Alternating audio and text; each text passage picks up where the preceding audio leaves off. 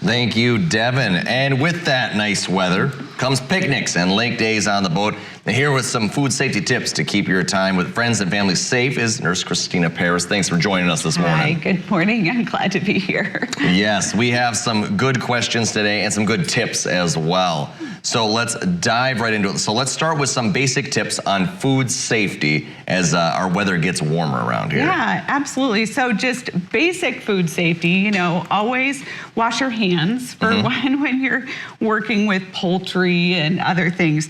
The CDC says that there's 1.9 million different types of foodborne illnesses. Isn't that crazy? 1.9 million? Yes, and you can't always smell them, you can't always taste them, so you want to make sure you're cleaning your hands, cleaning your surfaces that you're going to cook on before, after, and during preparation. Want to make sure you separate, so don't cut your vegetables after you've cut your chicken on the same cutting board. Make sure you're cooking things to the right temperatures. Chill and refrigerate items right away when you get home from the grocery store. And then make sure, I know this is a favorite, cookie dough and batter. They always say, you know, stay away from those.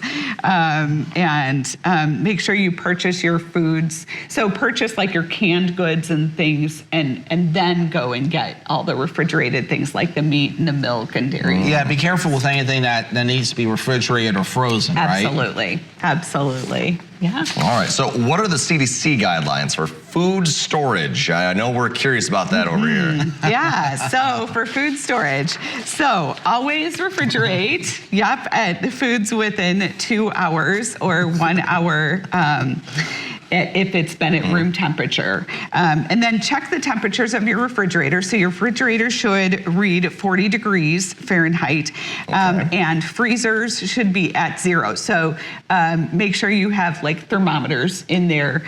Checking your food when you're cooking it, making sure that freezer things. So if you purchase food like meat packages and on the way home it gets torn or broken, the seal is broken in some way, you want to make sure that you reinforce that. So rewrap it with plastic wrap, aluminum foil, things like that before putting it in the freezer. And never buy things that are beyond the sell date. So, and I hear, you know, you were watching yesterday when we were talking about our food storage. Yeah, Michael and I got into a little bit of a debate over some food storage. Yeah, Devin likes to let his things sit a while. Yes. And I don't trust it. Yeah. So let's have a little quiz I think you whipped up for us this morning to hopefully shed some light on what we can and perhaps can't or shouldn't do. Absolutely. And in many ways, let me say, you both were right. You both had points that are right. And I'll be honest, I was surprised at some of these that actually I don't adhere to. So I know. Well, here we go. Yeah, exactly. So how long do you think that something like egg salad or chicken salad or tuna salad can stay in the refrigerator? Now, are we talking about like some that's sealed up and some like that? It doesn't matter. I'm going to say, oof, goodness, 3 days. I'm thinking, you know, if it's, you know, homemade chicken salad, it probably is good for like 4 or 5 days. 3 to 4. So you guys are both right. You're both right. And is this something that can be frozen?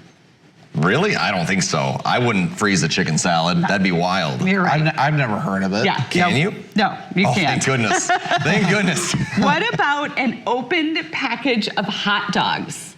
Oh. And I'm sure this is one people do not adhere to. I would say if it's properly sealed, like in a plastic, like an airtight, like no air in it, plastic bag, or in like in one of those like glass containers in a refrigerator, I'd say you could probably keep hot dogs for like a week. I would throw it away.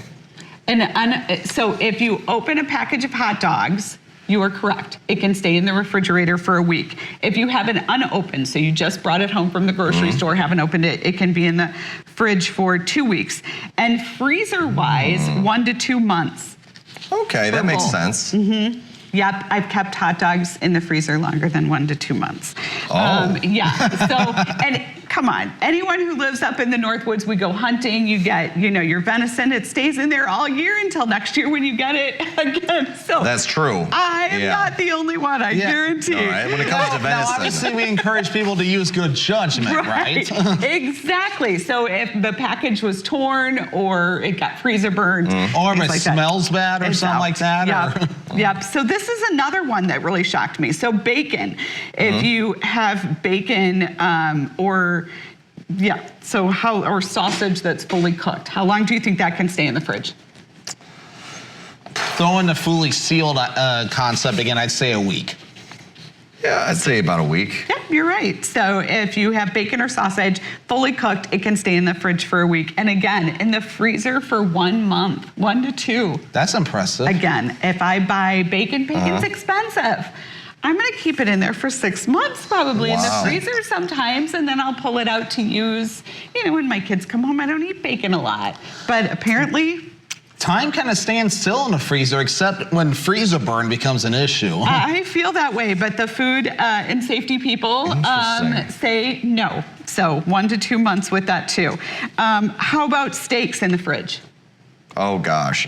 You bring them home from the grocery store. How long do you think you can Well, it stay in the says use by, doesn't it, on there usually? It does have use so by dates. if it's the use by date, like if it's past that date, I'm not cooking it. True, right. And so they say rule of thumb, right, you want to look at those dates, but also 3 to 5 days. So you can Okay. keep it in the fridge. You Yeah, want to make I was sure- thinking about a week. Yeah.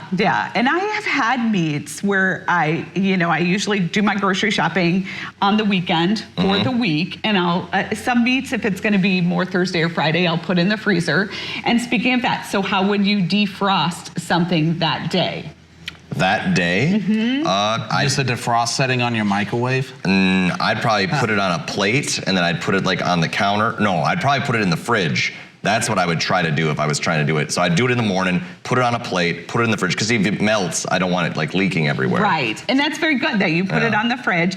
You're right, there is a defrost mode. I have used that in emergencies, Yeah. but typically you should cool or defrost things in cold water. So don't set it on the counter.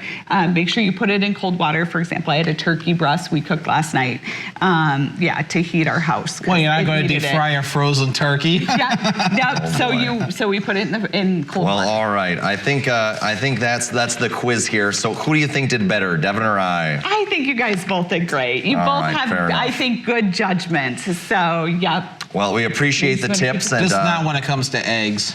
yeah, I think we got some things to talk about for On Our Mind today. But thank you for taking the trip in this morning. We really appreciate you, and hopefully, folks, just practice caution when they're using Yeah. food at home. All right, but we'll be right back with trending right after this commercial break.